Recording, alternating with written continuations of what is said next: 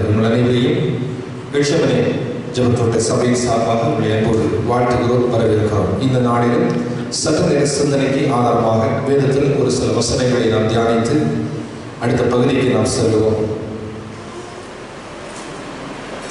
வாசியுங்கள். மத்தேயு எழுதின சுவிசேஷம் 6ஆம் அதிகாரம் 33ஆம் வசனத்தை நாம் வாசிப்போம். அதற்கு முன்னதாக மார்க்கு 10ஆம் அதிகாரம் 29 முதல் 30 வரையிலான வசனங்களை வாசிப்போம். மார்க்கு 10ஆம் அதிகாரம் 29 முதல் 30 வரையிலான வசனங்களை. அதற்கு இயேசு பிரதியுத்தரமாக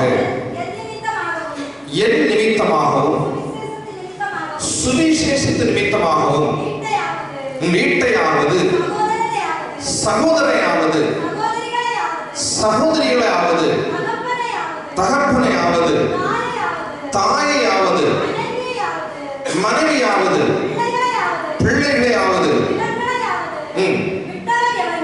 விட்டவர்கள் எவரும் இப்பொழுது இம்மையிலே நூறத்தனையாக நீர்களையும் சகோதரையும் சகோதரிகளையும் தாய்களையும் பிள்ளைகளையும் நிலங்களையும் மறுமையிலே நித்திய ஜீவனையும் அடைவார்கள் என்று மெய்யாகவே உங்களுக்கு சொல்லுகிறேன். ஒரு நிமிடம் கண்களை அடைப்போம். ஆண்டவரே, கிறிஸ்துவுக்காக சகோதர சகோதரிகளை இழந்தவர்கள், கிறிஸ்துவுக்காக தாய் தந்தை இழந்தவர்கள், கிறிஸ்துவுக்காக மனைவி இழந்தவர்கள், கிறிஸ்துவுக்காக பிள்ளைகளை இழந்தவர்கள், கிறிஸ்துவுக்காக தங்கள் நிலங்களை இழந்தவர்கள், இந்த பூமியிலே அவருடைய சந்ததிகளை நூறத்தனையாய் ஆசீர்வதித்து இம்மைக்குரிய ஆசீர்வாதம் மறுமையிலே அவர்களுக்கு நித்திய ஜீவனையும் கொடுப்பேன் என்று சொன்னீர். இந்த வருடத்தின் கடைசி மாதத்தின் ஆண்டவரே, இந்த 3ஆம் வாரத்தில் கர்த்தருடைய பிரசன்னத்தில் நாங்கள் காத்திருக்கிறோம். இந்த வருடம் முழுவதும் நாம் எவ்வளவாய் நடத்தப்பட்டோம் என்பதை நாங்கள் திரும்பி பார்க்கிறோம். அப்பா, எங்களுக்கு நட்பு கொடுத்த எத்தனையோ பேர்கள், எங்களை சார்ந்தவர்கள் எத்தனையோ பேர், எங்கள் தேசத்தை, எங்கள் சமூகத்தை, எங்கள் நாட்டை சார்ந்த எத்தனையோ பேர் இந்த உலகத்தை விட்டு போய்விட்டார்கள். அவர்களை விட நாங்கள் விசேஷித்தவர்கள் அல்ல. கிருபையால் நாங்கள் காக்கப்பட்டிருக்கிறோம். ஆனாலும் வேதம் சொல்கிறது, கிறிஸ்துவின் நிமித்தம் யாராகிலும் தன் சகோதரையும் சகோதரிகளை, தாய் தந்தைகளை, பிள்ளைகளை, மனைவியை இழந்தவர்கள் இம்மையிலே அவருடைய சந்ததியை நூறத்தனையாய் ஆசீர்வதித்து மறுமையிலே நித்திய ஜீவனை கொடுப்பேன் என்று வாக்கு செய்த ஆண்டவர் இந்த வருடத்திலே எதையெல்லாம் இழந்திருக்கிறார்களோ அதை எங்களுக்கு புதிய வருடத்திலே கொடுக்கும்படி, இவர்களை ஆயத்தப்படுத்தும்படி, உள்ளங்களை ஆயத்தப்படுத்தும்படி, இவருடைய வாழ்க்கையில் இருக்கிற சாபங்கள், பாவங்கள், மீறல்களை மன்னித்து ஆண்டவருடைய கரங்களோடு கூட இருந்து புதிய வருஷத்தில் பிரவேசிப்பதற்கு முன்பதாக ஒரு தீர்மானம் பெற்றவர்களாய், ஒரு முன் ஆயத்தம் பெற்றவர்களாய், ஆண்டவர் இந்த வருடத்தில் குறைவான நன்மைகளை புதிய வருடத்தில் சுதந்திரித்துக் கொள்வதற்கு தங்களை ஆயத்தப்படுத்துகிறவர்களாய் இந்த ஆராதனையை மாற்றி தரும்படியாக நாங்கள் செபிக்கின்றோம். இந்த ஆராதனை ஆண்டவர் ஆசீர்வதி. இந்த வார்த்தைகள் இவர்களுக்கு ஆவியாய் ஜீவனமாய் ஆத்துமாவை வீப்பிக்கிறதமாய் மாறட்டும். எங்களுடைய கருத்தில் கொடுக்கிறோம். ஆண்டவர் செய்வார், கிரியை செய்யும். இயேசு கிறிஸ்துவின் நாமத்தில் ஜெபிக்கிறோம் ஜீவனுள்ள நல்ல பிதாவே, ஆமென். இந்த வாசித்த வசனத்தின்படி 3 காரியங்களை நாம் சிந்தித்து ஆராதனை நடத்த பகுதிக்கு செல்லலாம். ஒன்று, வேதத்தில் இன்றைய வாழ்க்கையில் ஆவிக்குரிய வாழ்க்கையாக இருக்கலாம், பௌதிக வாழ்க்கையாக இருக்கலாம், நாம் சந்திக்கின்ற 3 பிரச்சனைகள். ஒன்று, வறுமை. அது கடனாக இருக்கலாம், பொருளாதார குறைவாக இருக்கலாம், பண நெருக்கடியாக இருக்கலாம், இல்லை குடும்பங்களிலே நம்முடைய நட்பு கூட்டவர்களை இழந்து பரிதவிக்கிறவர்களாக இருக்கலாம். வாழ்க்கைகளை சமாதானமின்றி அணைகிற ஒரு வாழ்க்கை. 2, இந்த பூமியிலே வாழும் போது நம்மை துன்பப்படுத்துகிற வியாதி, மாம்ச பலகீனத்தினாலே உள்ளங்கால் முதல் உச்சத்தலை வரையிலும் பலகீனத்தினால் பாதிக்கப்பட்டு சமாதானமின்றி வாழ்கிற வாழ்வு. 3, இந்த பூமியில் எல்லாவற்றையும் இருந்தும் பல முயற்சிகள் எடுத்தும் எதை எடுத்தாலும் தோல்வி, நஷ்டம், கஷ்டம், முன்னேற முடியவில்லை, ஆசீர்வாதத்தை காண முடியவில்லை, கண்ணால் பார்க்கிறது, கை கால் காக்கிறது, கைக்கு எட்டுகிறது, வாய்க்கு எட்டவில்லை. இந்த 3 காரியங்களில் இன்றைக்கு நாம் சோர்ந்து போயிருப்போமானால், இந்த வருடத்தில் நாம் சோர்ந்து போயிருப்போமானால், இந்த 3 காரியங்களை இந்த வசனத்தினூடாக நாம் சிந்தித்து புதிய வருடத்தில் பிரவேசிப்பதற்கு ஆயத்தப்படுத்துவோம். வேதத்தினூடாக வேகமாக நாம் சில வசனங்களை வாசிக்கலாம். மத்தேயு எழுதின சுவிசேஷம் 6ஆம் அதிகாரம் 33ஆம் வசனத்தை நாம் வாசிக்கலாம்.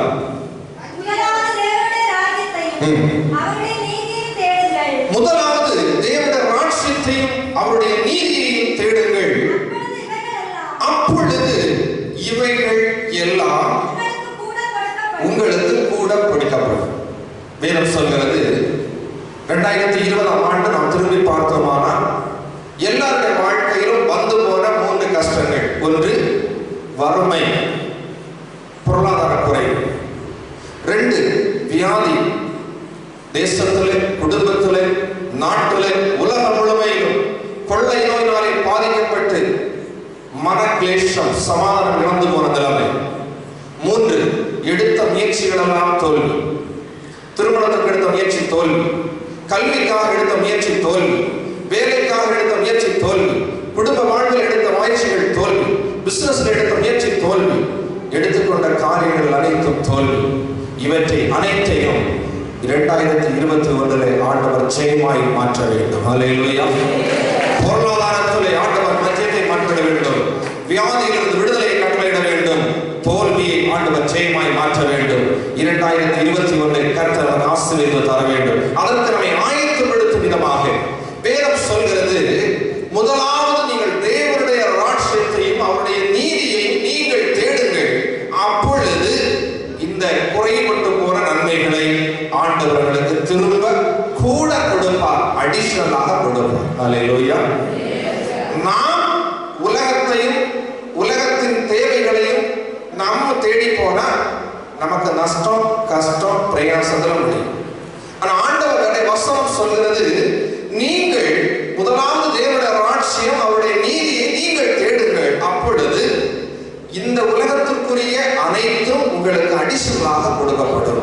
அப்படியானா இந்த வருடத்தின் கடைசி மாதம், கடைசி நிமிடங்களுக்குள்ளே, வாரங்களுக்குள்ளே நாம் இருக்கிறோம். இன்னும் 10 நாட்கள் கழியும் பொழுது புது வருடத்தில் பிரவேசிக்க இருக்கிறோம். நம்மை நாம் ஆயத்தப்படுத்துவோம்.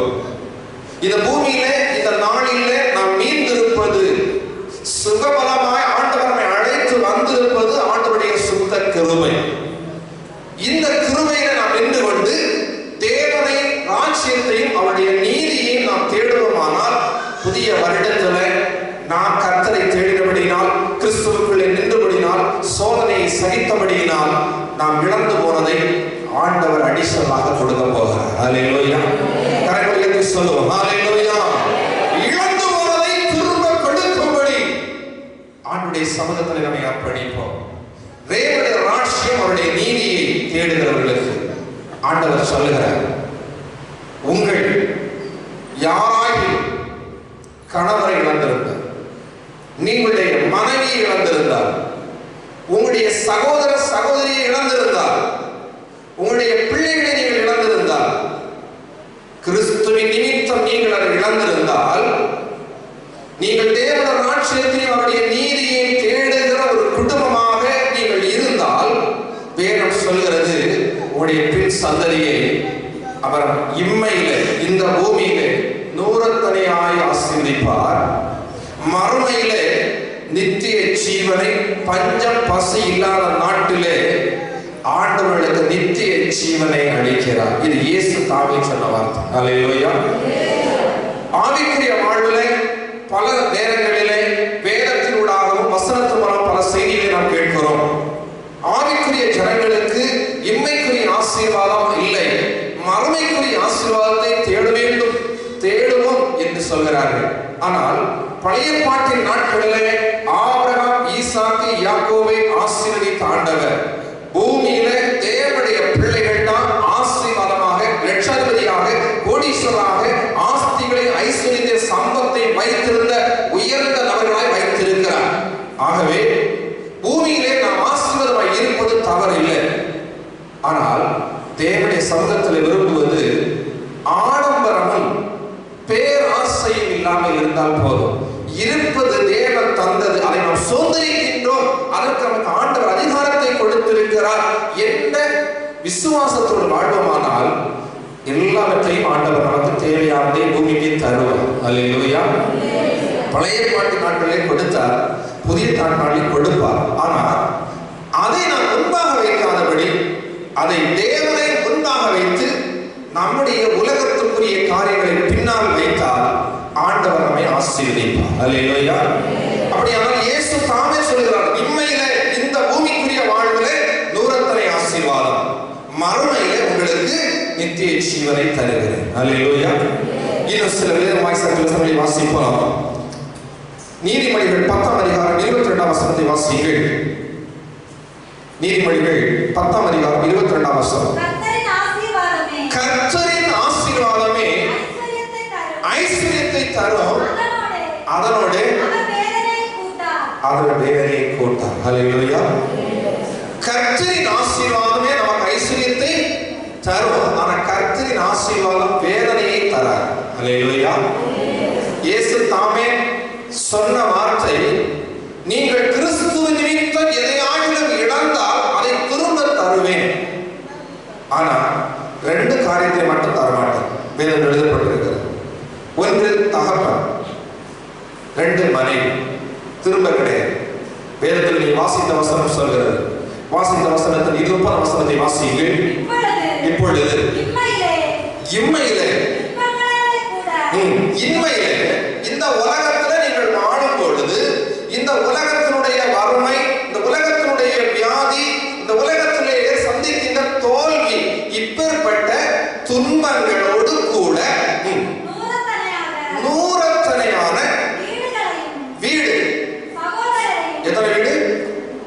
ஒரு வீட்டை நீ இழந்திருந்தா, காற்றுல மழையில இழந்திருந்தா, ஆண்டவர் சொல்லுகிறார் எத்தனை வீடு? எத்தனை வீடு? வேதம் சொல்றது, நான் சொல்லல. 100 வீடு. அடுத்தது வீடுகளையும் சகோதரரையும் சகோதரிகளையும் தாய்களையும் பிள்ளைகளையும் நிலங்களையும் மறுமையிலே நித்திய ஜீவனை அடைவார். ஆனா இது ரெண்டு மிஸ்ஸிங். ஒன்னு தகப்பன், ரெண்டு மனைவி. ஒரு நபருக்கு ஒரு தகப்பன் ஒரே ஒரு முறை, மனைவி ஒரு முறை. இது எல்லாமே உங்களுக்கு திரும்ப கிடைக்கும். யோபுடைய வாழ்க்கையில் அது கிடைத்தது. பழைய ஏற்பாட்டின் சான்று. யோபு அனைத்தையும் இழந்தார். நிலத்தை இழந்தார், பிள்ளைகளை இழந்தார். ஆனால் ஆண்டவர் பிள்ளைகளை அப்படியே கொடுத்தார், மற்ற எல்லாத்தையும் அதிகமாய் கொடுத்தார். பழைய பாட்டின் சான்று. அப்படியே இயேசு தாமே சொல்கிறார், கிறிஸ்துவுக்காக இழந்தால் இந்த பூமியில துன்பத்தோடு கூடிய ஆசீர்வாதத்தை தருது. பூமியில உங்களுக்கு துன்பம் உண்டு. இயேசு தாமே சொன்னார், இந்த உலகத்தில் உள்ள உபத்திரம் உண்டு, ஆனாலும் நீங்கள் திடன் கொள்ளுங்கள், நான் உலகத்தை ஜெயிக்க. இயேசு கிறிஸ்து உலகத்தை ஜெயித்த ஜெய நம்மோடு இருக்கிறபடினால் இந்த உலகத்தில் நமக்கு பாடுகள் உண்டு. ஆனால் பாடுகளோடு சேர்ந்து நமக்கு இழந்து போன அனைத்தையும் ஆண்டவர் தருவார். அப்ப புதிய வருடத்துல, இந்த வருடத்துல இழந்து போன நன்மைகள் எதுவாக இருந்தாலும் புதிய வருடத்துல ஆண்டவர் அதை தருவதற்கு சித்தமுள்ளவராய் இருக்கிறார். வேதத்திலே வாசிப்போம். ஆபகுக் 3ஆம் அதிகாரம் 17 முதல் 19 வரையிலான வசனங்களை வாசியுங்கள். ஆபகுக் 3ஆம் அதிகாரம் 17 முதல். அத்திமரம் துளிர்விடாமல் போனாலும், திராட்சை செடிகளில் ஒலிவ மரம் பலனற்று போனாலும், வயல்களிலே தானியங்கள் விளையாமல் போனாலும், உங்களுடைய ஆட்டு மந்தைகள் முதலற்று ஒன்றுமில்லாமல் போனாலும், தொழுவத்தில்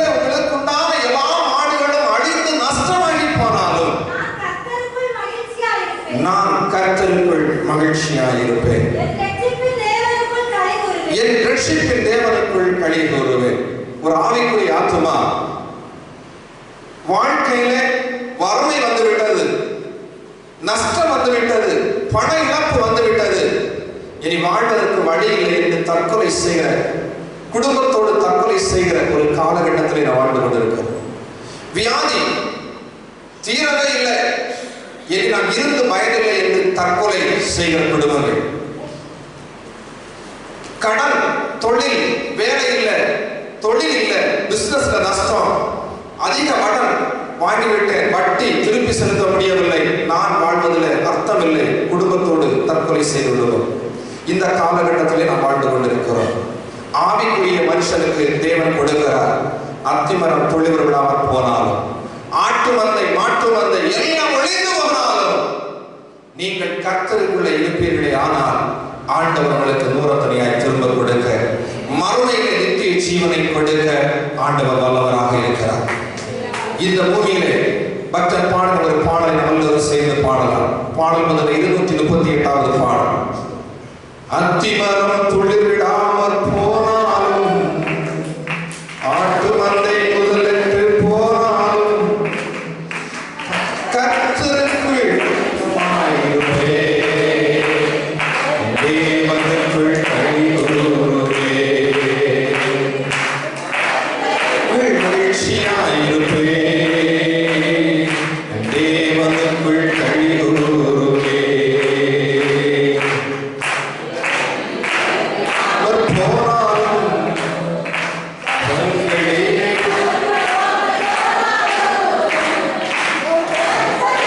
மகிழ்ச்சியாயிருப்பே, தேவனுக்குள் கைகூறுவே. வாழ்க்கையில எல்லாம் இழந்து போனாலும் தேவன் தருவார் என்ற யோகுக்குண்டான விசுவாசம் நம்முடைய வாழ்க்கையில இருக்குமானால், இழந்ததை விட பல மடங்கு திருப்பி கொடுப்பதற்கு தேவன் கைவுள்ளவராக இருக்கிறார். அல்லேலூயா. 2020ஆம் ஆண்டுல உங்களுக்கு எது இழந்திருக்கிறீங்க, அதை புதிய வருடத்திலே ஆண்டவர் உங்களுக்கு கொடுக்க இருக்கிறார். உங்களுக்கு இழந்து போனதை திரும்ப கொடுக்கும்படி நம்முடைய உள்ளங்களில் ஒரு தீர்மானம். ஆண்டவரே, எதையெல்லாம் இழந்தேனோ, எதையெல்லாம் நஷ்டப்பட்டேனோ, எதனால் நான் வறுமைக்குள் ஆயிருக்கிறேனோ, எதனால் நான் தரித்திரத்திற்குள் இருக்கிறேனோ, ஆண்டவரே ஒன்றுமில்லாயினும் நான் உம்மோடு கூட இருக்கிறேன், நீர் என்னை ஆசீர்வதிக்க வேண்டும். 2021 என்னுடைய வாழ்க்கையிலே இந்த பொருளாதார கஷ்டங்கள் மாற வேண்டும் என்ற ஒரு ஜெபம், ஒரு தாகம், ஒரு வேண்டுதல் உங்களுக்குள்ள இருக்குமானால் 2021 புதிய வாசல்களை கர்த்தர் உங்களுக்கு ஆயத்தராக. ஹல்லேலூயா, ஹல்லேலூயா. விசுவாசிக்கிறவர்களுக்கு சகலம் ஆகும் என்ற வேதவசனத்தின்படி நாம் விசுவாசத்துக்கு ஏதுவாய் கர்த்தர் நமக்கு அதை செய்வார். பாடல் புத்தகத்தில் அதை 239வது பாடல். காக்கும் கரங்கள் பாடி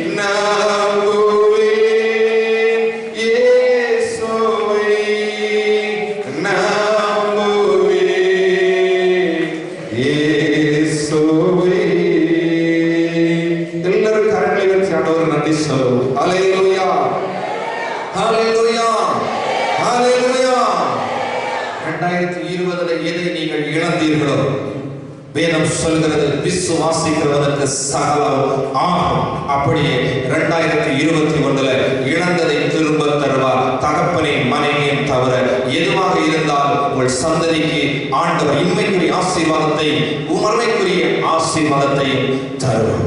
அல்லேலூயா. ஆகவே சோர்ந்து போக வேண்டாம், தளர்ந்து போக வேண்டாம், இனி எப்படி ஆகுமோ என்று நினைக்க வேண்டாம். நாம் கஷ்டத்தை சகித்து விட்டோம், இனி முன்பாக ஜெயம்தான் இருக்கிறது. அல்லேலூயா. இன்னும் தொடர்ந்து வேதத்தை வாசிக்கலாம். சங்கீதம் 91 அதிகாரம் 10 வசனத்தை வாசியுங்கள்.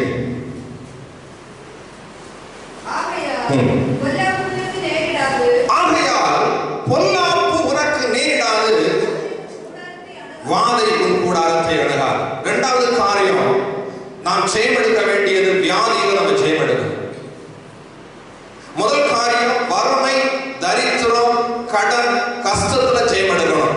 அது ஆண்டவர் சொல்லுகிறார், நீ தேவனுடைய ராஜ்யத்தையும் நீதியையும் தேடினார், இழந்த நேரத்திலும் நீ கர்த்தரை விட்டு தூரம் போகாமல் இருந்தால், சத்தியத்திலே நிலை நின்றால், விசுவாசத்திலே நிலை நின்றால், இம்மையிலே 100%, மறுமையிலே நித்திய ஜீவனை தருவேன் ஆண்டவர்களுக்கு கொடுக்கிறார்.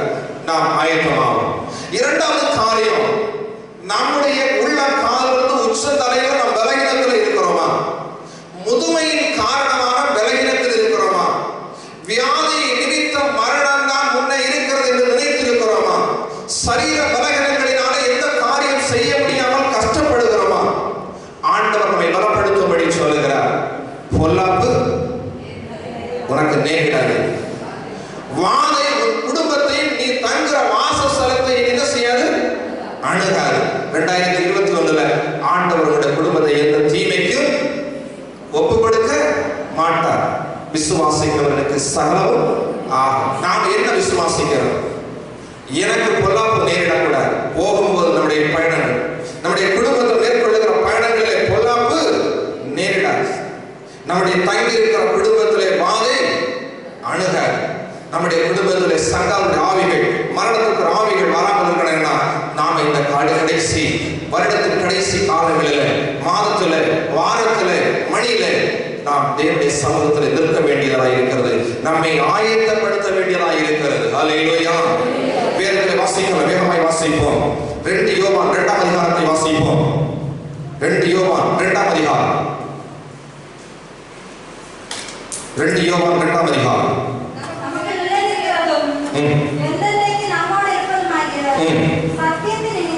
சத்தியத்தின் நிமித்தம் நான் மாத்திரமல்ல, நித்தியத்தை அடைந்திருக்கிற யாவரும், சத்தியத்தின்படி நேசிக்கிற தெரிந்து கொள்ளப்பட்டவர்களாகிய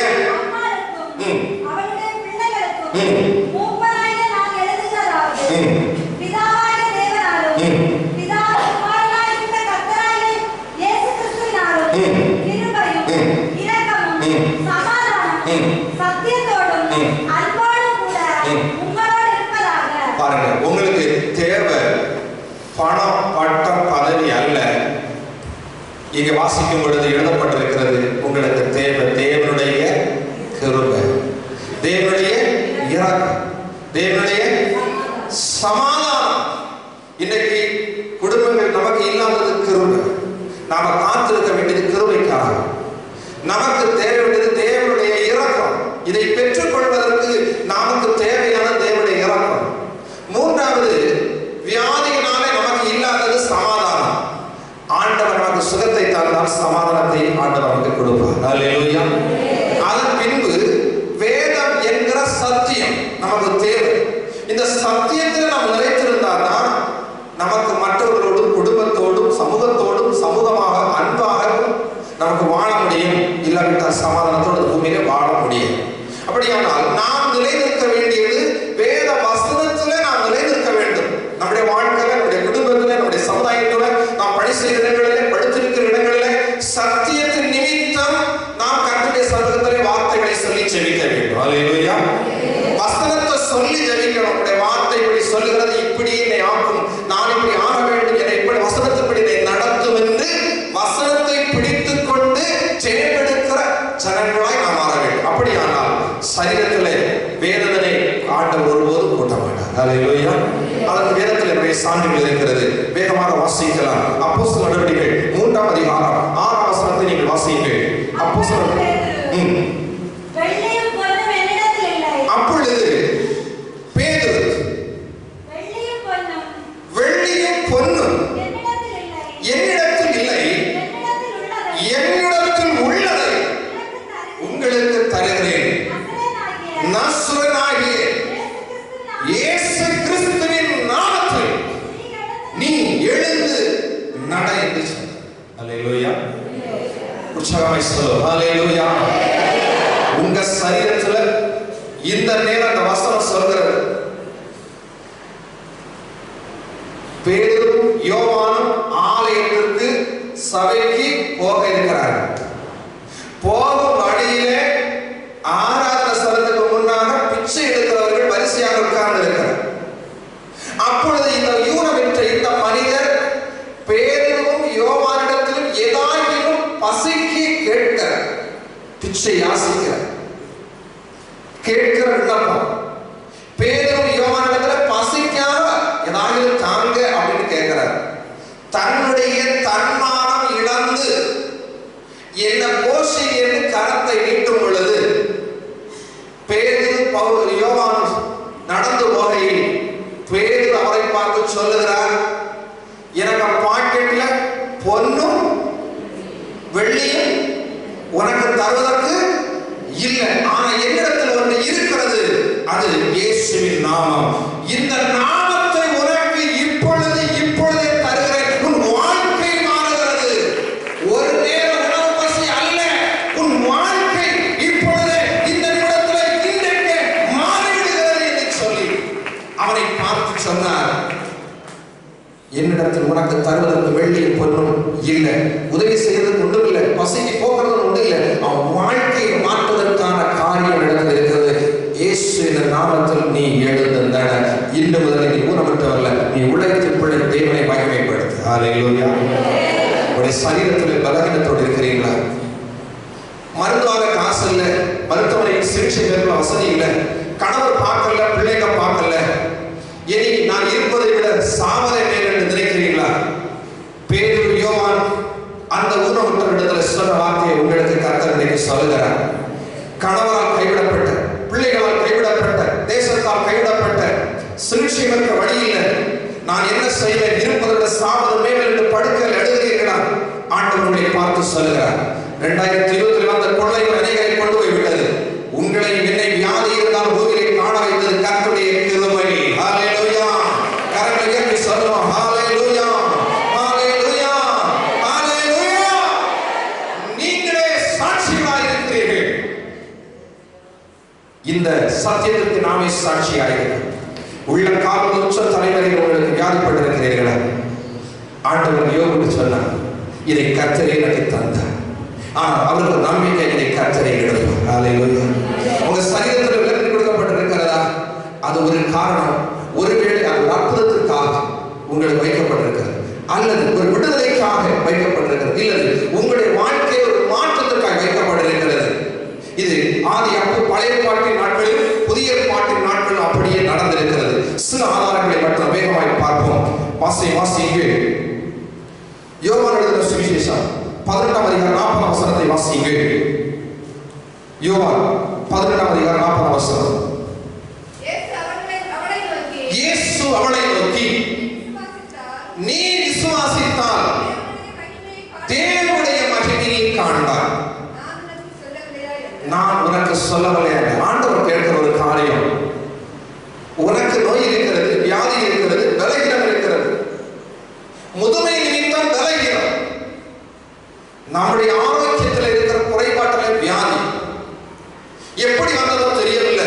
ஆனா என் சரீரத்துக்கு போகல.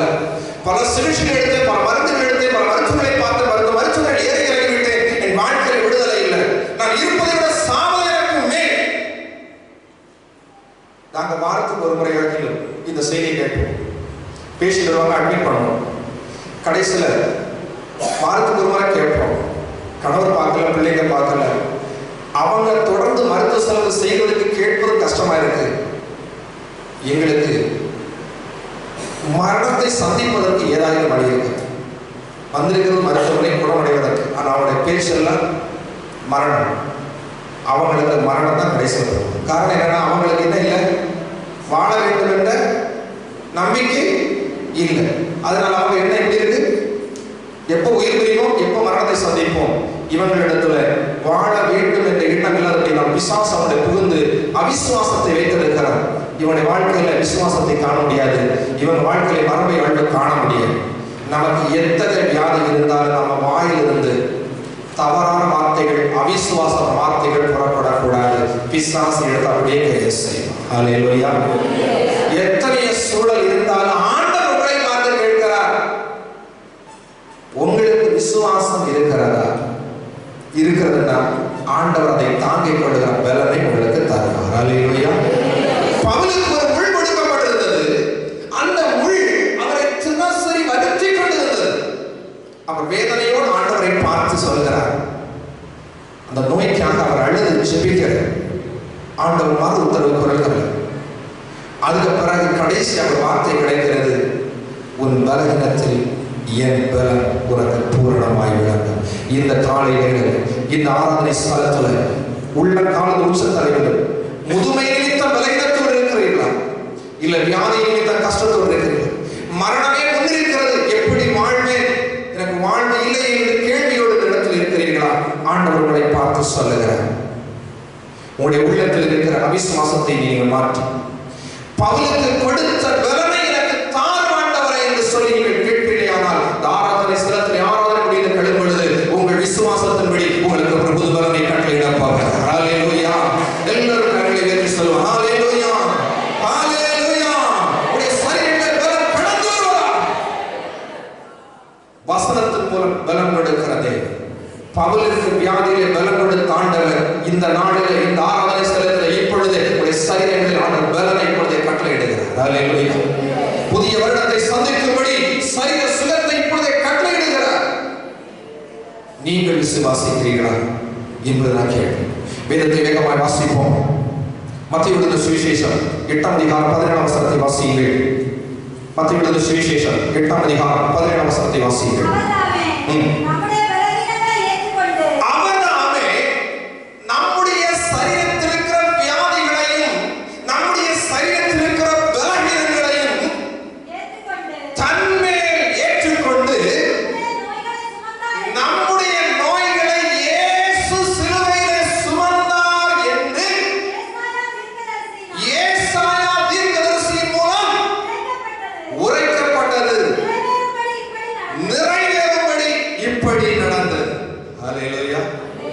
நீ சாதாரணமானவள் அல்ல, சாதாரண மனுஷன் அல்ல. தாயே, தந்தையே, சகோதரனை, சகோதரியை, தம்பியே, தங்கையே, வேதம் சொல்கிறது, உன்னுடைய சரீரத்தில் இருக்கிற பலவீனத்தின் காரணமா, உன்னுடைய சரீரத்தில் இருக்கிற வியாதிக்காக என் இயேசு சிலுவை சுமந்தார். என் தழும்புகளால் நீங்கள் சுகமானீர்கள். கரங்களை கட்டி கர்த்தருக்கு நன்றி சொல்லுங்க. கர்த்தருடைய சரீரத்தில் இருக்கிற தழும்புகளால் உங்களுடைய சரீரத்தில் இருக்கிற பலவீனங்கள், உங்களுடைய சரீரத்தில் இருக்கிற வியாதிகள், மரணமே முன்னால் இருக்கிற கேள்விகள், இந்த ஆராதனை ஸ்தலத்தில் நீங்கள் வரும்போது வியாதியோடு வந்திருக்கலாம்.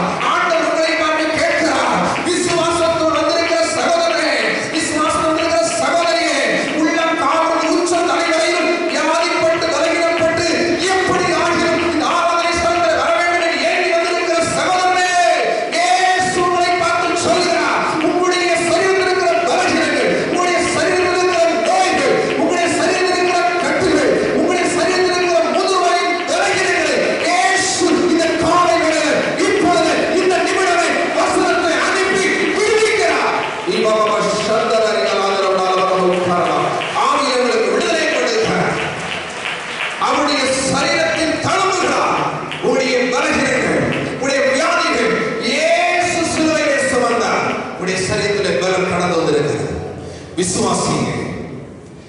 இயேசு இதற்காக நான் பூமிக்கு வந்தார்.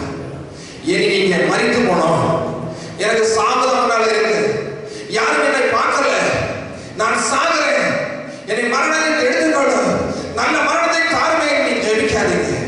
பூமியிலே உங்களுக்கு ஆண்டவர் வாழ்வை தந்தார், அவர் எடுக்கிறது வரையில் நீங்கள் வாழ்வதற்கு உங்களை ஒப்புக் கொடுங்க. ஹல்லேலூயா. உங்கள் வாழ்வு குடும்பத்தின் ஆசீர்வாதமாய் மாறட்டும்.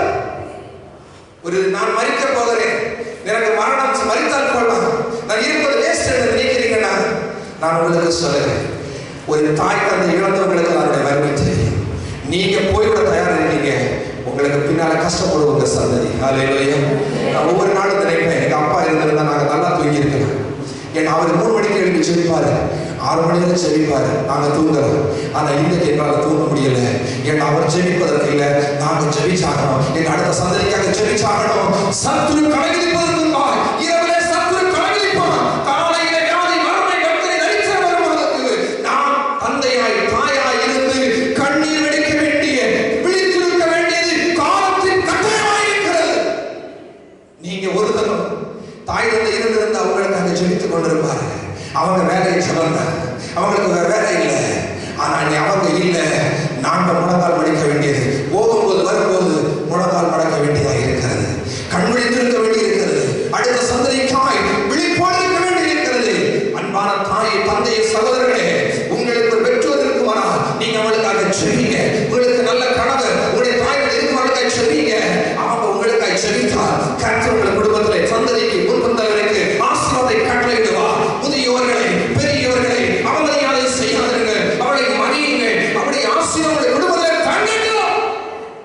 ஹல்லேலூயா. நாங்க கஷ்டப்படுறோம், நாங்க விழித்திருக்கிறோம், தூங்க முடியாது. ஆனா பெற்றோர் இருந்திருந்தா நாங்க தூங்கி இருப்போம், அவங்க விழித்திருப்பாங்க. ஆனா எங்களுக்கு அந்த வாய்ப்பு கிடைக்கல. உங்களுக்கு கிடைச்சிருக்குன்னா அதை மிஸ் பண்ணாதீங்க. ஹல்லேலூயா. ஹல்லேலூயா. வாழ்க்கையில் இருக்கிறது ஆவிக்குரிய விடுதலை தெரியுமா? சிலர் ஜெபிப்பாங்க, வேதம் இருக்கும், வேதத்தின்படி தான் இருப்பாங்க, ஞானஸ்நானம் பெற்றிருப்பாங்க, பரிசுத்தாவியை பெற்றிருப்பாங்க, ஜெபிக்க மாட்டாங்க. அதுக்கு காரணம் என்ன தெரியுமா? ஒரே ஒரு காரணம் தான். ஆவிக்குரிய சபையாருக்கு சத்தியத்தை உங்களுக்கு சொல்லுகிறேன், தன்னை நம்புகிறவன் ஜெபிக்க மாட்டான், தேவனை நம்புகிறவன் ஜெபிப்பான். குடும்பத்துல என்னால எல்லாம் ஆகணும்னு நினைக்கிற தாய் வந்து ஜெபிக்க மாட்டாங்க. தேவனால எனக்கு எல்லாம் ஆகும், என் பிள்ளைகளுக்கு எல்லாம் ஆகும், என் குடும்பத்துல எல்லாமே, என் வியாதியில் எல்லாம் கர்த்தரால் ஆகும் என்று விரும்புகிறவன் ஜெபிப்பான். அவனுடைய கரங்கள் உயரும், அவனுடைய உதடு திறக்கும், அவனுடைய உள்ளம் உடையும். அவன் ஜெபிக்கிறவன் கர்த்தர் அப்படியே செய்வான். எந்த ஒரு ஜனத்தை ஆண்டுடைய சமூகத்தில் முழங்கால் கண்ணீர் விடுகிறார், பிரதிபலன் அடையாமல் போவதில்லை. இதுதான் உண்மை. ஹல்லேலூயா. நீங்க ஜெபிக்கலையா, உங்க உதடுகளை ஸ்தோத்திரம் வரலையா, உங்க கை உயரலையா, அல்லேலூயா மனசு வரலையா, நீங்க உங்களை நம்பிட்டு இருக்கீங்க, எனக்கு ஒண்ணு வராது. நான் ஆராதனை போற பைபிள் சொல்றேன், பாட்டு பாடுறேன், ஆராதிக்கிறேன், அது எனக்கு ஒண்ணு வராது. ஐ அம் அண்டர் ஹெல்ஸ், ஐ அம் அண்டர் ப்ரொடெக்ஷன். அப்படி நினைக்கவே செய்யும். நிற்கிறேன் என்று நினைக்கிறவன் விழாமல் தன்னை கவனித்துக் கொள்ளுங்கள். ஹல்லேலூயா. உங்களை நம்புறீங்களா, ஜெயம் வராது. கர்த்தரை நம்புறீங்களா, ஜெயம் உங்களுக்கு வரும். ஹல்லேலூயா. நான் கர்த்தரை நம்புகிறேன். எனக்கு அந்த நெருக்கங்கள் பாடுகள் ஒவ்வொருத்தவங்க பார்த்தா என்றைக்கோ மண்ணுக்குள்ள போக வேண்டிய என்னை நிறைந்திருந்ததுக்காக நான் ஒவ்வொரு வினவனும் செபித்து ஆண்டவரே, வியாதி இந்த உலகத்தில் ஒன்றுமே இல்லை, ஒரு புழு, ஆனால் நீர் என்னை கொண்டு பல காரியங்களை செய்யும். ஹல்லேலூயா. என்னை கொண்டு இப்போ கூட 2012 பிறகு 100 சபைகளை கட்டுவதற்கு தீர்மானித்திருக்கிறோம்.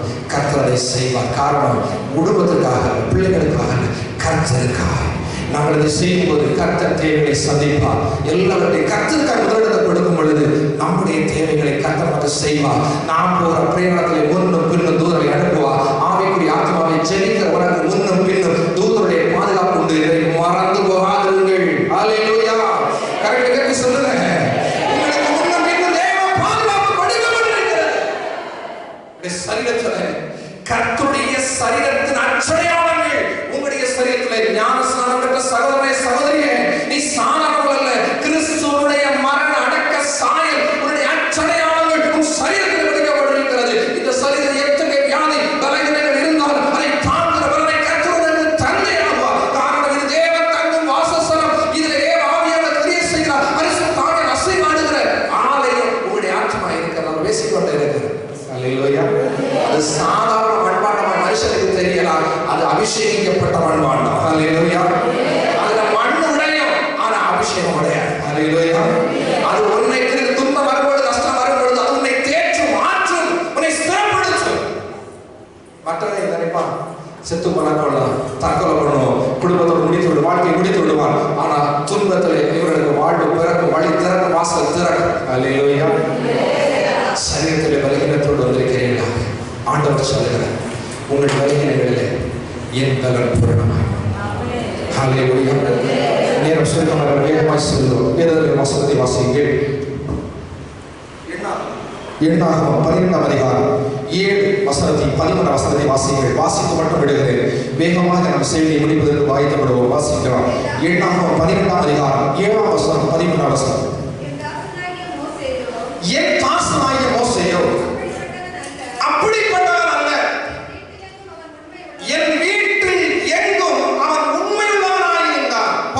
முதல் செய்தி, நீங்க தேவனுடைய பிள்ளையாக இருந்தால், வேதத்தை சுமக்கிறவனாய் இருந்தால், கர்த்தருடைய பட்டயம் என்ற வேதத்தை சுமக்கிற கிறிஸ்தவன் என்று பெயர் பெற்று வேதத்தை சுமந்து ஆராதித்து தேவ சித்தம் செய்கிற ஒரு மனுஷன் கொஞ்சத்தில் இருந்தாலும் உண்மையா இருக்கணும். அப்ப ஆண்டவரை அநேகத்திலே அதிகாரியாய் வைப்பார். இங்க ஒரு செய்தி மட்டும் அவங்களுக்கு சொல்லுகிறேன். மோசே தேவனுடைய ஊழியக்காரர், அவரோடு கூட 2 பேர் இருக்காங்க. ஒன்னு ஆரோன், இனி மிரியாம். இவங்க 2 பேர் இருக்கிறாங்க. 3 பேருக்கு முன்னால மோசே ஒரு காரியத்தை சொல்லுகிறார். 3 பேர் இருக்கும் பொழுது ஒரு ஆள் மோசேக்கு உள்ளமாய் பேசிக் கொள்கிறார். அவ 2 பேர் சேர்ந்து பேசுறாங்க. ஆனா ஒரு ஆள் உள்ளத்திலிருந்து பேசுறாங்க, ஒரு உதடுனால பேசுறாங்க. இந்த உள்ளத்திலிருந்து பேசுறதை தேவன் கேட்டார். உடனே என்ன நடந்தது? வாசிங்கள். அடுத்த வசனம்.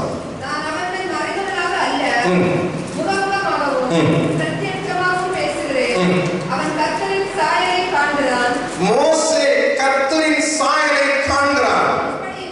அப்படி இருக்க நீங்கள் மோசே என் தாசனுக்கு விரோதமாய் பேச உங்களுக்கு பயம் இல்லாமல் போனது என்ன? மிரியாம் மோசே என்ற தேவ ஊழியருக்கு விரோதமாய் பயம் இல்லாமல் பேசினதை தேவன் கேட்டு தேவன் சாட்சி கொடுக்கிறார்.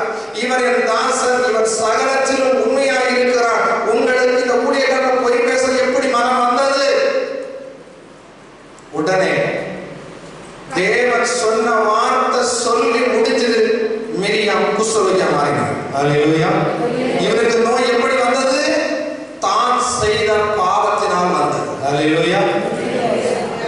நோய் வந்தது பாவத்தினால் அவருக்கு நோய். மோசேயோடு கூட இருந்தவர், ஊழியர்களோடு கூட இருந்தவர் மோசேக்கு விரோதமாய் பேசினார். பயம் இல்லாமல் பேசின ஆண்டவர் சாட்சி கொடுக்கிறார். மோசே உண்மை உள்ளவர், நீ அவனுக்கு ஏன் பேசுற மாதிரி ஆண்டவர் வார்த்தை சொல்லி மறைந்து விட்டார். சில நிமிடங்கள் கழிந்தது. மிரியாம் குஷ்டரோகியாய் மாறினார், வியாதிப்பட்டார். இப்ப கூட இருக்கிறது ஊழியக்காரர். மோசே திரும்ப ஆண்டவரத்துல போற, ஆண்டவரே என்னதான் பேசுகிறார், நான் மன்னிக்கிறேன், ஆனா நீங்க மிரியாமுக்கு சுரத்தை கொடுங்க. மீண்டும் வாசிங்க. அந்த வசனத்தில் அடுத்த வசனம் வாசிங்க. 13ஆம் வசனத்தை வாசியுங்கள். அப்பொழுது மோசே கர்த்தரை நோக்கி, என் தேவனே, இந்த மிரியாம் அறியாமல் தெரியாமல் பேசிவிட்டால் அவளை மன்னியும் என்று சொல்லி ஊழியக்காரர் மிரியாமை பார்த்து ஜெபித்த போது அவள் மீண்டும் குஷ்டரோகம் நீங்கி சொஸ்தமானாள். ஹல்லேலூயா. இந்த ஆவிக்குரிய சந்ததியே, இந்த ஆராதனை ஸ்தலத்தில் வந்திருக்கிற தாயே, தந்தையே, சகோதரனே, தம்பியே, தேவனுடைய வார்த்தைக்கு விரோதமாய், ஊழியர்களுக்கு விரோதமாய், சபைகளுக்கு விரோதமாய் எந்த நபராக இருந்தாலும் சரி, உங்க வார்த்தையினாலே பரிகாசம் செய்யாதிருங்க, முறுமுறுக்காம இருங்க, பயமின்றி பேசாதிருங்க. நீங்க பேசும்போது நீங்க பேசுறீங்க, ஆனா கேட்கறது 2 பேர். ஒண்ணு உங்க பக்கத்துல இருந்து கேட்கிறாங்க, 2 தேவன் கேட்கிறார். ஊழியர்கள் உண்மை காணா, உண்மையான கர்த்தருடைய ஊழியத்தை சேருவானா அவனை ஒன்றுமே வராது. அது உங்களை வியாதியாக, பலகீனமாக நீங்கள் சாபத்தையும் பாவத்தையும் சோதரித்துக் கொள்கிறீர்கள். ஹல்லேலூயா. இதுக்கு இந்த மோசே மிரியாமுடைய செய்தியை ஆதாரம் வைத்துக் கொள்ளும். நோய் வருவதற்கு நம்முடைய வார்த்தைகளே நமக்கு காரணமாய் மாறிவிடுகிறது. அதனால்தான் தொழில் செய்யப்படுவதனால ஏறக்குறைய 5 நிறுவனங்களை ஒரு 7000 பேரையும் நான் நிர்வகிக்க முடியாது. எனக்கு தெரியும் பிரச்சனையோடு வருவாங்க. 2 பேருக்கு ஒரு நேரத்தில் நியாயம் செய்ய முடியாது. ஒரு ஆளுக்கு தான் நியாயம் செய்ய முடியும். அப்ப ஒரு ஆள் நியாயம் செய்வங்கள் மருத்துவர் நல்லவர் என்பதும், நியாயம் செய்ய நினைக்கிறேன் அவன் மருத்துவர் கெட்டவர் என்பதும் கூறுவது. அப்படியான பூமியில அந்த பூமியை வாழும் நாளளவும் நல்லதும் கிட்டும் கெட்டதும் கிட்டும். ஆனால் நமக்கு தேவை கர்த்தருடைய சித்தம் செய்கிறோம். ஹல்லேலூயா. நீங்கள் கர்த்தருடைய சித்தம் செய்கிறவர்களாக இருந்தால் உதடுகளினால் பாவம் செய்யாதிருங்கள். புதிய வருடத்தில் பிரவேசிக்கிற சகோதரர்களே, சபையாரே, உதடுகளினால் பாவம் செய்து வியாதி பலவீனங்களை உருவாக்காதிருங்கள். சமாதானத்தை நஷ்டப்படுத்தாதிருங்கள். 2 வாசிக்கலாம். நேரம் வேகமாய் செல்கிறது. வாசிக்கலாம். 2 ராஜாக்களின் புஸ்தகம் 5ஆம் அதிகாரம் 10ஆம் வசனத்தை வாசியுங்கள். 2 ராஜாக்கள் 5ஆம் அதிகாரம் 10ஆம் வசனம்.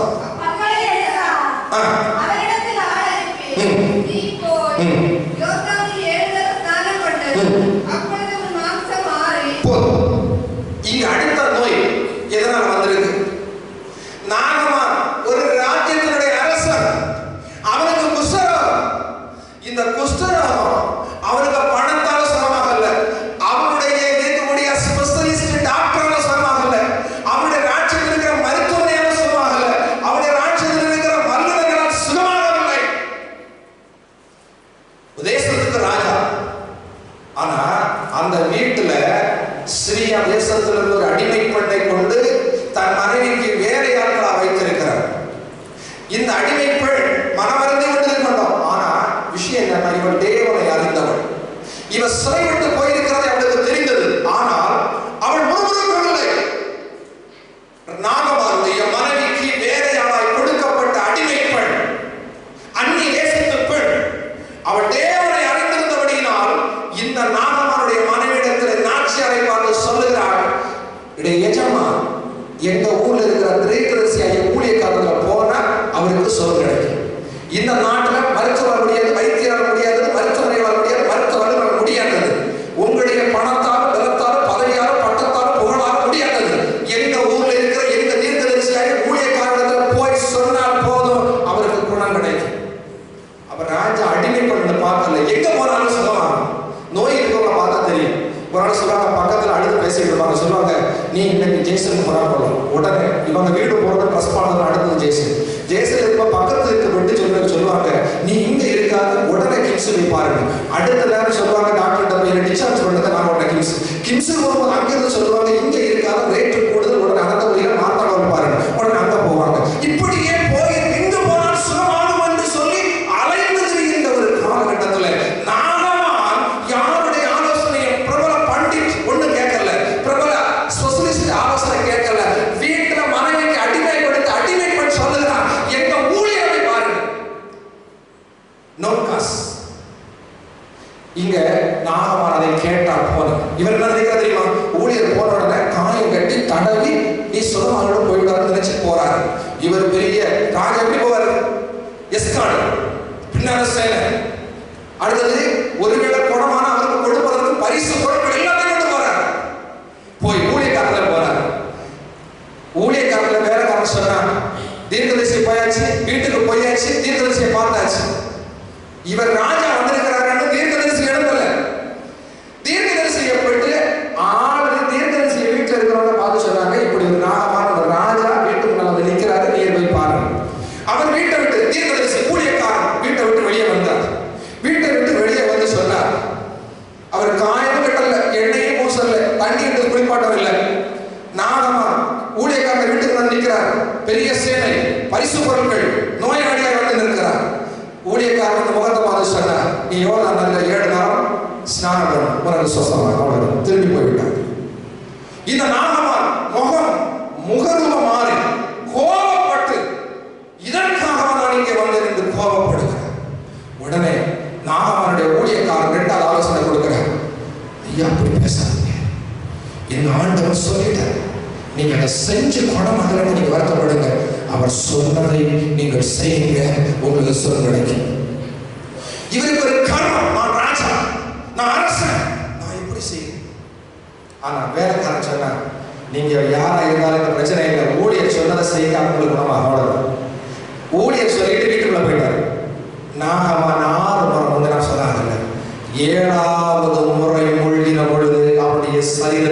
ஸ்தோத்திரம். அப்படி அப்படி அப்படி நிமிடங்களுக்குள்ளே மறைந்து சென்றது. நிமிடங்களுக்குள்ளே காணாமல் போய்விட்டது.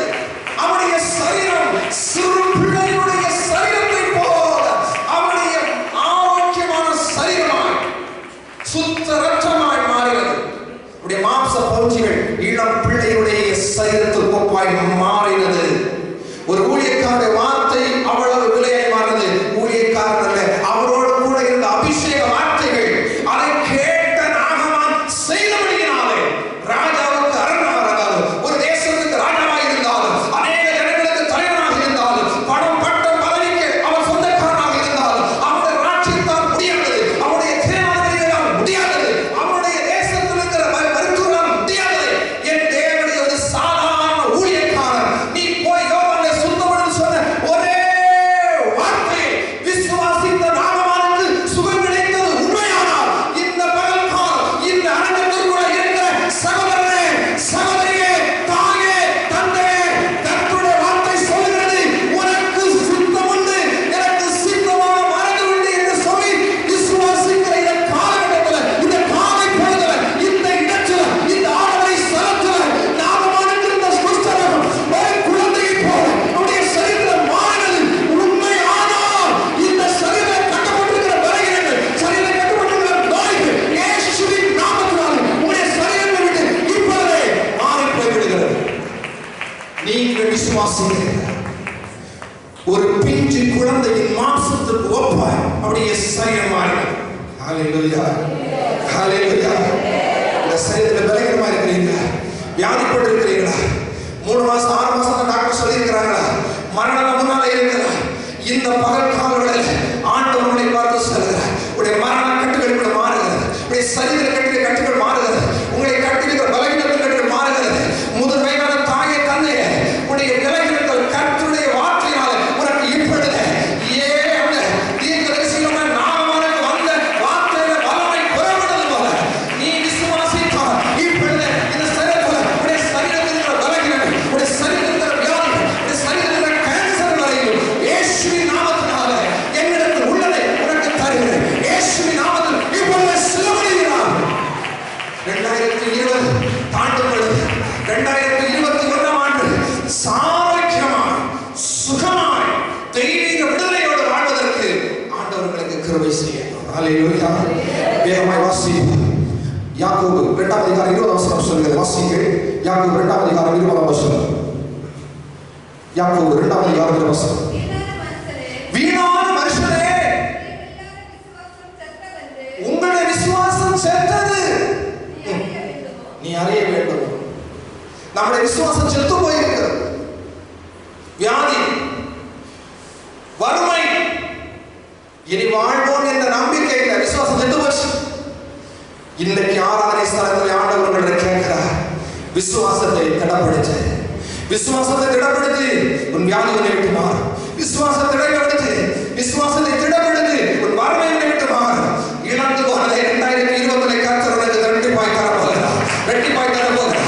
விசுவாசிக்கிற அல்லர் உள்ளத்தின் ஆழத்திலிருந்து எது வேண்டுமோ, எதை இழந்தீர்களோ, என்ன கஷ்டம் இருக்கிறதோ, என்ன நஷ்டம் இருக்கிறதோ, ஆண்டவரே சொல்லு.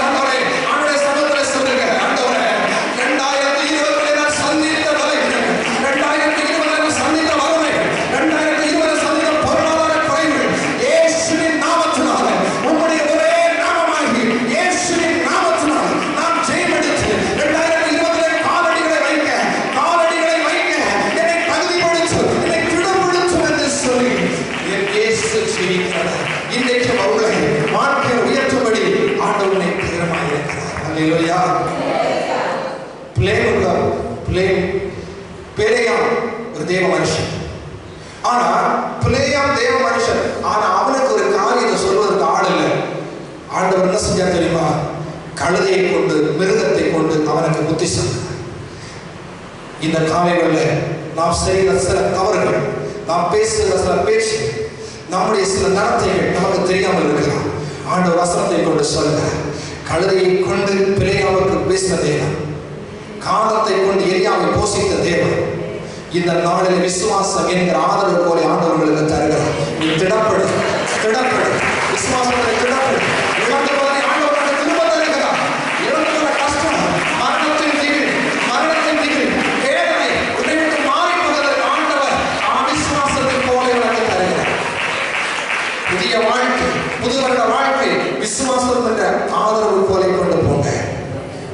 எங்களை சந்திப்பதற்கு அவர் பாத்திரமாக இருக்கிறார். பக்தன் பாடின ஒரு பாடலை உங்களுடைய விசுவாசங்களை சேர்ந்து பாடுவோம். பாடல் புத்தகத்தில் 113வது பாடல். பாவ நோயாலே வாடும் நேரத்தில் மருத்துவராய் இன்னொரு கரங்களை பற்றி உற்சாகமாக ஆவிலே நிறைந்து கர்த்தருடைய சமூகத்தில் இப்படி பாடலை பாடுவது அநேகருடைய சரீரங்கள் வரம் கிடைக்கிறது. மயங்கி வீழும் பசிதனிலே மன்னாவை தந்திடுவார். மயங்கி வீழும் பசிதனிலே மன்னாவை தந்திடுவார். நான் பாடி மகிழ்ந்திடுவேன், என் இயேசுவை துதித்திடுவேன். நான் பாடி மகிழ்ந்திடுவேன், என் இயேசுவை துதித்திடுவேன். என் ஜீவகாலமெல்லாம் அவர் பாதத்தில் அமர்ந்திருப்பேன். என் ஜீவகாலமெல்லாம் அவர் பாதத்தில் அமர்ந்திருப்பேன். நேசர் என்னோடு துணையா ஜீவிக்க நான் இனி கலங்கிடேன்.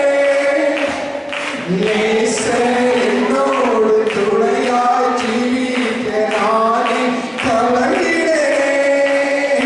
எந்தனுக்கே காவலவர் நான் உடலவர் உயிரே.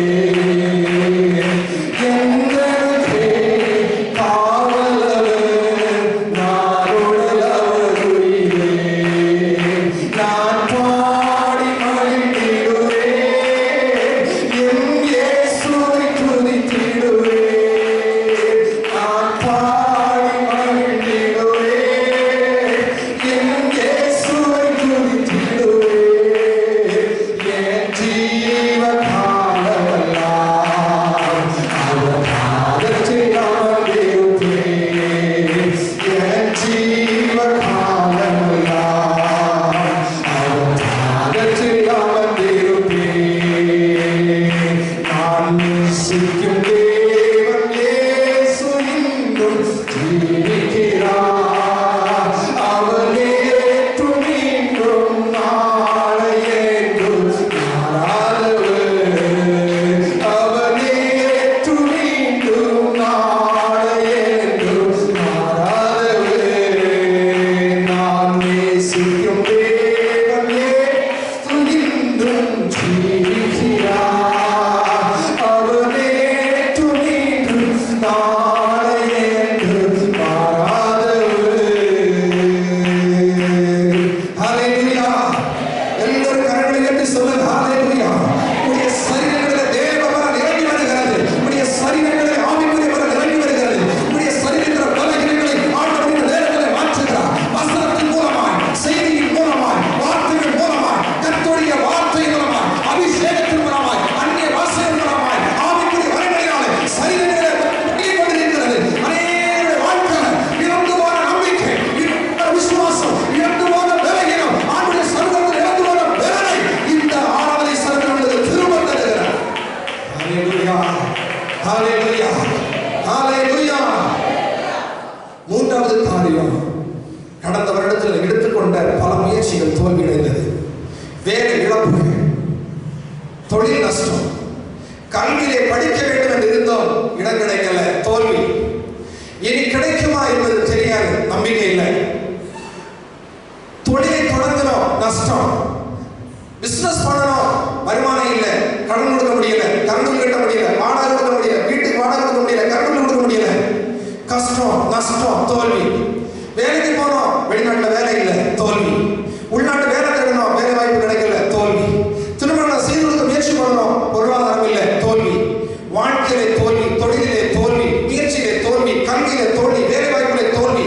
எடுத்தாலும் தோல்வி. போகட்டும், இன்று ஆகட்டும், நாளை ஆகட்டும், நாளை மறுநாள் ஆகட்டும், அடுத்த வாரம் ஆகட்டும், அடுத்த மாதம் ஆகட்டும் என்று காலம் ஒரு வருடம் தாண்டி விட்டது. வாழ்க்கையிலே தோல்வி. இனி எப்படி நாம் வாழ போகிறோம்? எந்த வழி நமக்கு கிடைக்க போகிறது? எந்த வாசல் திறக்க போகிறது? எப்படி நாம் மாற போகிறோம்? இனி எப்படியா நமக்கு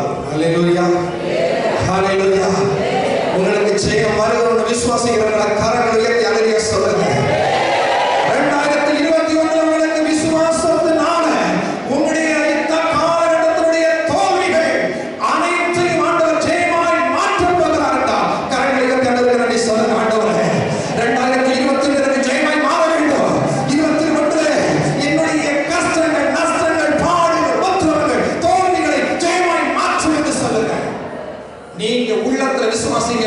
2021 அப்படியே மாற்ற போகிறார். நான் விசுவாசிக்கிறேன். எனக்கு 2021 மிகப்பெரிய விடுதலை ஆண்டு.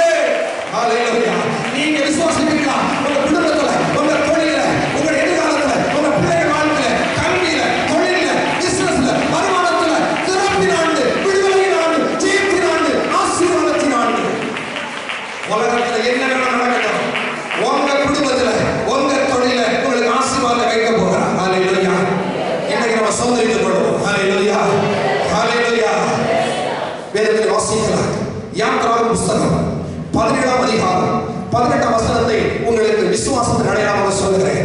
யாத்திராவின் புத்தகம் 17ஆம் அதிகாரம் 18ஆம் வசனத்தை வாசிங்க. எல்லாரும் வந்து வாசிங்க. ஜெயம் எடுப்பதற்கு வேத புத்தகம் கொண்டு வந்த சகோதரனே, சகோதரியே, தாயே, தந்தையே, எழுத படிக்க தெரிந்த தங்கையே, தம்பியே, இந்த வசனத்தை நீ புரிசுவே. 2021 இந்த கண்டிஷனை நீ செய்தா 2021 உனக்கு ஜெயத்தின் ஆண்டு. எந்த சத்துருவும் உன்னுடைய நன்மையை பறிக்க முடியாது. ஹalleluya. 2021 ஜெயத்தின் ஆண்டு. இந்த கருத்தை, இந்த வசனத்தை, இந்த வார்த்தையை நீங்க புரிந்து வைங்க, ஜெபிங்க. இவ்வளவு உங்களை நடத்துவா. வேதத்தில் வாசியுங்கள். யாத்திராவின் புத்தகம் 17ஆம் அதிகாரம் 18ஆம் வசனத்தை ஒருவர் வாசிங்க. மோசே தன் கையை ஏறெடுத்து இருக்கையில் இஸ்ரவேலர் மேற்கொண்டார்கள். மோசே தன் கையை கீழே இறக்குகையில் அமலேக்கு மேற்கொண்டார். இங்க சரித்திரத்தை முதல்ல சொல்றேன்.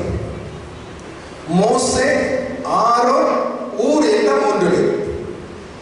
இது ஒரு கூட யோசுவாவும் கூட இருக்கிறார். இவங்க ஒரு கூட்டமாக தேவனுடைய வார்த்தையை, ஊழியத்தை செய்து வருகிறார்கள். இப்பொழுது மோசே ஒரு திரளான ஜனங்களை கூட்டிக் கொண்டு மேய்த்து கொண்டு வனாந்திரத்தில் இருக்கிறார். இப்பொழுது தண்ணீர் குறைபட்டது.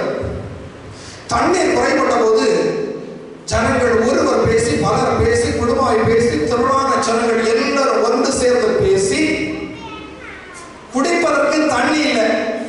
உடனே மோசேயிடம் கேட்கிறாங்க, மோசே, எங்களை எகிப்தின் அடிமைத்தனத்தில் அழைத்து வந்தீர், கானானும் பாலும் தேடுகிற ஓடுகிற தேசத்தில் எங்களை கொண்டு வர என்று சொன்னீர்.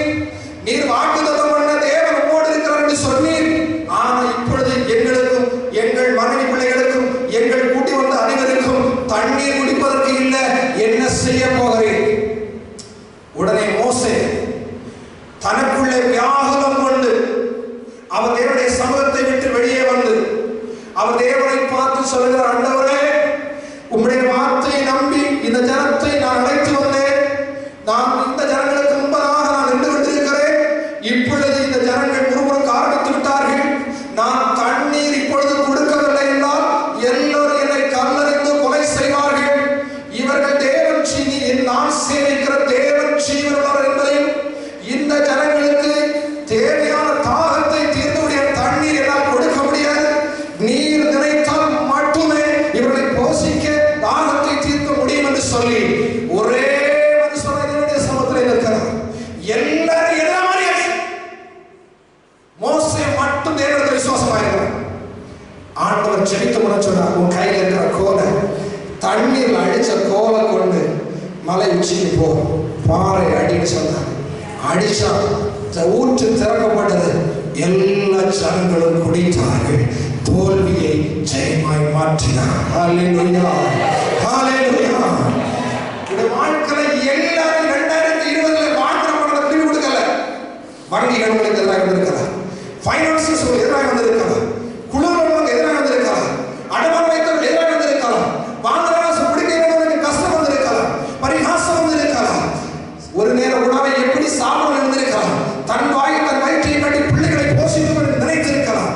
வருமானம் இல்லையே, அடுத்தது தொழிலாக பிள்ளை எப்படி படிக்க வைப்போம், என்னுடைய தொழிலை எப்படி வைப்போம், குடும்ப கடமைகளை எப்படி நடத்துவோம், தேவைகளை எப்படி சந்திப்போம், எதிர்காலத்தை எப்படி மாற்றப் போகிறோம் என்று கலங்கி நிற்கிறவர்களாயிருக்கலாம். ஆண்டவர்களை பார்த்து சொல்லுகிறார், சூழ்நிலை அனைத்து உங்களுக்கு சாதகமாக இல்லாமல் மாறட்டும்.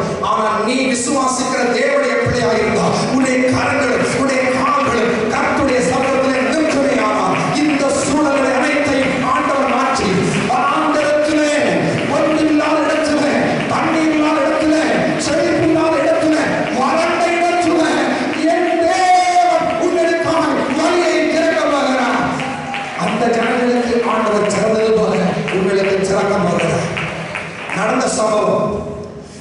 சம்பவம் முடிந்த உடனே ஜனங்கள் எல்லாம் தண்ணி குடிச்சா எல்லாரும் ஹாப்பி. அப்ப ஜனங்கள் எல்லாம் யோசிக்கிறாங்க, இவரோடு கூட தேவன் இருக்கிறார், நாம மேற்கொண்ட பயணம் போவோம், இனி நமக்கு தாகத்தை தீர்த்து விட்டார், ரொம்ப ஹாப்பி. இதை செய்து முடித்து அடுத்தது வரவே இவருக்கு ஒரு பெரிய சோதனை காத்திருக்கு. ஒரு சோதனை முடிஞ்சதான் உண்டு, அடுத்த சோதனை காத்திருக்கு. இப்ப தண்ணியை குடித்து திரும்பி பார்த்து இவங்களெல்லாம் சந்தோஷப்படுத்தி முடிஞ்சாச்சு. திரும்பி பார்க்கிறாரு, இந்த மோசே ஜனத்தையும் படையெடுத்து அடிமைப்படுத்தும்படி அமலேக்கியம் என்கிற சேனை அப்படியே வந்து நிற்கிறது. அங்க போய் தண்ணியை குடிச்சு திருப்தி படுத்திட்டு வர்றதுக்கு முன்னாலே எல்லாரையும் சேர்த்து கொண்டு போறதுக்கு அடுத்த படம் ரெடி ஆயிடுச்சு. அமலேக்கு அவனுடைய கூட்டத்தார் அனைவரும் பள்ளத்தாக்க தாண்டி மோசையுடைய கூட்டத்தாரையும் பிடிக்கும்படி, சிறைபிடிக்கும்படி, அழிக்கும்படி பிராணனை வாங்க தேடி படையெடுத்து வந்து விட்டார். இப்ப மோசே தேவனுடைய ஊழியக்காரர், யோசுவா தேவனுடைய ஊழியக்காரர், ஆரோன் தேவனுடைய ஊழியக்காரர், ஊர் தேவனுடைய ஊழியக்காரர், இவர்கள் எல்லாம் ஒன்று படுறாங்க. அவர் சொன்னாங்க, மோசே யோசுவை பார்த்து சொல்லுங்க, நீ நம்முடைய தகுதியான நபர்களை அழைத்து நீ போருக்கு போ. நானும் ஆரோனும் ஊரும் 3 பேரை சேர்ந்து மலை உச்சிக்கு போகிறோம். ஜெயம் மாறது வரையிலும் நாங்கள் எங்க இருப்போம்? தேவனுடைய சன்னிதியில் இருப்போம். எங்க ஜெயம் மாறது எங்க இருப்போம்? தேவனுடைய சன்னிதியில் இருப்போம். மோசே ஆரோன் ஊர் தேவனுடைய மலை உச்சியில் இருக்காங்க. பள்ளத்தாக்கிலே எதிரி அமலேக்கு அவருடைய படையோடு கடந்து வருகிறார். இங்க யோசுவா குறுகிய கூட்டம், ஒரு சின்ன கூட்டத்தோட சேர்ந்து போய் நிற்கிறார். அப்ப வேதத்தில் நீங்கள் தொடர்ந்து வாசிக்க நேரம் இல்லை, அதனால சொல்லி முடித்து ஜபத்துக்கு பாய்க்கப்படுவோம். இவங்க எல்லாரும் வந்து நிற்கிறாங்க. இந்த பக்கம் படம் முடிச்சு எல்லா ஜனங்களும் கூடி நிற்கிறாங்க. தண்ணீர் கொடுத்ததால எல்லாரும் சந்தோஷம். என்ன, இவர்கள் கூட தேவன் இருக்கிறாங்க. அதனால என்னன்னா, இவர்கள் கூட இருக்கிற ஜனங்கள் எல்லாரும் ஏகோபித்து ஜெபிக்க ஆரம்பிச்சாங்க. ஊழியர்கள் ஒன்றுபட்டாங்க. ஒரு நபர் யோசுவா அவரோடு கூட ஒரு சிறுவனை கூட்டிக் கொண்டு அவனுக்கு யுத்தம் பண்ண போகிறார். மோசே தேவனுடைய சமூகத்தில் கரங்களை உயர்த்தி ஜெபிக்க ஆரம்பிச்சார். உங்களுக்கே தெரியும், மாம்சம் விலகின உள்ளது, ஆவியோ உற்சாகம் உள்ளது. இவர் கையை வச்சுட்டு இருந்தார். கொஞ்ச நேரம் கழிக்கணும், இவருக்கு கை தன்னை அறியாமல் என்ன செஞ்சாச்சு? தளர்ந்தாச்சு. எனக்கு உயர்த்துறதுக்கு என்ன இல்லை சொல்லுங்க, பலன் இல்லை. மோசே ஊழியக்காரன் வயிற்று வச்சு வச்சு வச்சு பலனே இல்லை, வந்துதான். உடனே இடது பக்கத்துல வலது பக்கம் வராங்க, கருங்கல் எடுத்து வச்சு வலது பக்கம் ஒரு ஆள் ஆறு, இடது பக்கத்துல கல் எடுத்து வச்சு ஊரன் இருக்கிறார். மலையில நிற்கிறாங்க. நின்று கொண்டு இப்போ வீட்டுக்கு வேலை, மோசே ஜெபிக்கிறாங்க. ஆரோனுக்கு வேலை, ஊருக்கு வேலை, இவங்களை கையை உயர்த்தி பிடிச்சாங்க. இது கீழே வரக்கூடாது, அதான் அவருடைய கண்டிஷன். இந்த மோசே ஜெபித்து கை எப்போதெல்லாம் உயர்ந்த கை எப்போதெல்லாம் தாழ்ந்ததோ அப்ப எல்லாம் நம்ம இஸ்ரவேல் ஜனங்கள் பின்வாங்குறாங்க, அவங்க முன்னேறி வந்தாங்க. இந்த மோசே கை எப்போதெல்லாம் உயர்ந்ததோ, தேவனுடைய ஜனம் எப்போதெல்லாம் ஜெபித்ததோ அப்போது அமலேக்கியருடைய கூட்டம் பின்வாங்குறது, இவர்கள் முன்னேறி போய் கொண்டே இருந்தார். அப்ப சத்தியம் தெரிந்தது, கை உயர்ந்தா வெற்றி, கை உயர்ந்த வெற்றி இல்லை. உடனே மோசே தேவனுடைய சொன்னா, வெற்றி கிடைக்கிறது வரையிலும் என் கரங்களை உயர்த்துகிறேன். நீங்க என்ன வலது எப்படிங்க, நீங்க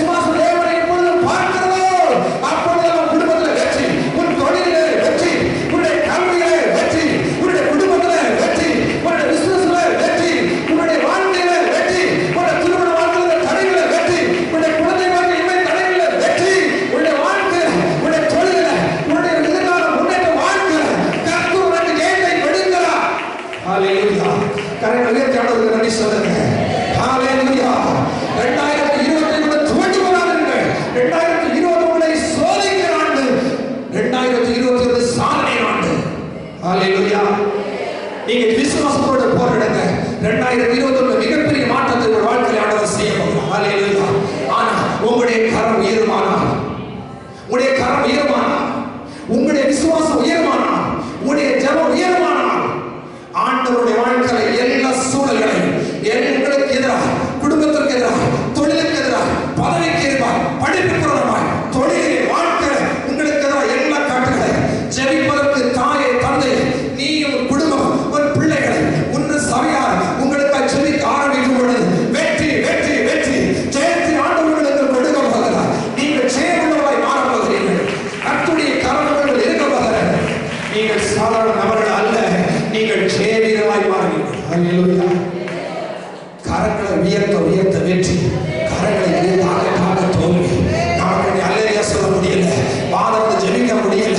ஆசீர்வாதம் எப்படி ஐயா வரும்? நீ ஜெபிக்க ஜெபிக்க, நீ துதிக்க துதிக்க, நீ முழந்தாளை மடக்க மடக்க, நீ ஆட நீ பாட, கர்த்தருக்குள்ளே நீ கம்பதமாய் அழுவிடும் பொழுது உன் கண்ணீரை, உன்னுடைய கட்டுகளுக்காக நீ கண்ணீர் உடைக்கப்படும் பொழுது, உன்னுடைய உள்ளம் உடைக்கப்படும் பொழுது, உன்னுடைய கண்ணீர் சிந்திக்கப்படும் பொழுது, உனக்கு எதிராக இருக்கிற தடைகள் அனைத்தையும் ஆண்டவர் மாற்றுவா. உனக்கு எதிராக இருக்கிற சூழலை ஆண்டவர் மாற்றுவா. உனக்கு கடைபெற்றிருக்கிற ஆசீர்வாதங்கள் உனக்காய் திறக்கப்படும்.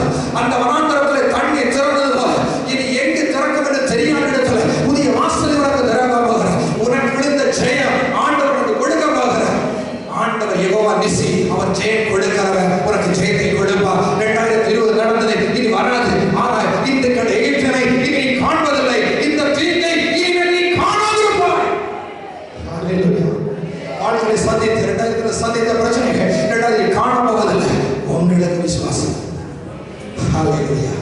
ஹல்லேலூயா. ஒரு வசனத்தை 2 வசனம் வாசித்து ஜெபத்துக்கு அழைக்கப்படுவோம். நீதிமொழிகள் 24ஆம் அதிகாரம் 6ஆம் வசனத்தை வாசியுங்கள். நீதிமொழிகள் 24ஆம் அதிகாரம் 6ஆம் வசனத்தை வாசியுங்கள். ஆலோசனைக்காரர் அநேகரால் ஜெயம் கிடைக்கும். இரண்டாவது விஷயம், இன்றைக்கு குடும்பங்கள்ல ஒற்றுமை. கணவர் சொல்றாரு இதை செய்யணும், மனைவி சொல்ல முடியாது. மனைவி சொல்றா இதை செய்யணும், கணவர் சொல்றாரு முடியாது. பிள்ளைங்க சொல்றாங்க பெற்றோர்கிட்ட இதை செய்யணும் அப்படின்னு, பெற்றோர் சொல்றாங்க முடியாது. பெற்றோர் பிள்ளைங்க சொல்றாங்க இதை செய்யணும், பிள்ளைங்க சொல்றாங்க முடியாது. குடும்பத்துக்குள்ள ஒற்றுமை இல்லை. குடும்பத்தில் இருக்கிற எல்லாரும் சேர்ந்து ஒருமனப்பட்டு ஜெபித்தா உங்களுக்கு இருக்கிற தடைகளை ஆண்டவர் மாற்றுவார், தோல்விகளை ஆண்டவர் மாற்றுவார். நீங்கள் குடும்பமாய் இணைந்தால், உங்கள் குடும்பத்தில் ஒருமித்த கருத்து உருவானா, ஒருமித்த ஆலோசனை உருவானா, எல்லாம் ஒன்றுபட்டு ஆலோசித்து நீங்கள் செய்தால் நீங்கள் எடுக்கிற எல்லாத்தையும் ஜெயமாய் மாற்றுவார். ஹல்லேலூயா. ஹல்லேலூயா. வேதத்தில் ஒரு வசனத்தை வேகமாக வாசியுங்கள். 1 யோவான் 5ஆம் அதிகாரம் 4ஆம் வசனத்தை வாசியுங்கள். 1 யோவான் 5ஆம் அதிகாரம் 4ஆம் வசனத்தை வாசியுங்கள். 1 யோவான் 5ஆம் அதிகாரம் 4ஆம் வசனம். தேவனால் பிறப்பது எல்லாம் உலகத்தை ஜெயிக்கும். நம்முடைய விசுவாசமே உலகத்தை ஜெயிக்கிற செய். இந்த நாளிலே கர்த்தருடைய வார்த்தையை கேட்டுக்கொண்டிருக்கிற அனைவருக்கு நான் சொல்றேன், உங்க விசுவாசம் தான் உலகத்தை ஜெயிக்கிற செய். ஹல்லேலூயா. யாரும் உங்களுக்கு ஜெயத்தை தர முடியாது, மனுஷன் தர முடியாது, அரசாங்கம் தர முடியாது, அரசியல் கட்சிகளால் தர முடியாது, யாரும் நிரந்தரம் உதவி செய்ய முடியாது. என் ஆண்டவர் மட்டும்தான் நிரந்தரம் அவளை போஷிக்க முடியும். எலியாவுடைய காகத்தை கொண்டு போஷித்தார், உணவு குறைபட்டது, குடும்பத்தில் கொடுக்க முடியல, காகத்தை கொண்டு போஷித்தார். ஆலோசனைக்கு ஆள் இல்ல, மிரியாமுக்கு ஆண்டவர் விலக்கை கொண்டு பேசினார். ஆண்டவருடைய சமூகத்தில் நாம் இருப்போமானா உங்களில் யாரை கொண்டாலும் ஆண்டவர் பேசுவார், யாரை கொண்டாலும் ஆண்டவர் அதை செய்ய வைப்பார். உள்ளத்துடைய விசுவாசம், பலருடைய ஆலோசனை நாம் நல்லா கேட்டால், குடும்பத்தில் எல்லாரும் ஒன்று சேர்ந்து ஒருமித்த கருத்தோடு செய்தால் கர்த்தர் நம்முடைய வாழ்க்கையில் இருக்கிற எல்லா முயற்சிகளையும் ஆசீர்வதிப்பார். வேதத்தில் வாசிக்கும் பொழுது வாசித்த வசனத்தின்படி இந்த நாளில் நமது விசுவாசம் உலகத்தை ஜெயிக்கிற ஜெயம். பாடலில் ஒரு பாடலை பாடி நம்ம எல்லோரும் எழுந்திருப்போம். ஆண்டுடைய சமூகத்தில், கர்த்தருடைய சமூகத்தில் நம்ம எழுதுறோம். இந்த வருடத்தில் நீங்கள் சந்தித்த வறுமைகள், கடன்கள், தரித்திரங்கள், இந்த வருடத்தில் நீங்கள் சந்தித்த சரீர பலகீனங்கள், இந்த வருடத்தில் நீங்கள் சந்தித்த பலகீனங்கள், உள்ளங்கால் உச்ச தலைவரையில் நீங்கள் சந்தித்த பலகீனங்கள், முதியோரை நீங்கள் சந்தித்த பலகீனங்கள், சிறியோர் பெரியோர் நீங்கள் சந்தித்த வியாதிகள் உங்களை விட்டு மாற வேண்டும். இந்த வருடத்தில் நீங்கள் சந்தித்த தோல்விகள், கல்வியிலே எடுத்த தோல்விகள், உங்களுடைய திருமண வாழ்க்கை எடுத்த தோல்விகள்,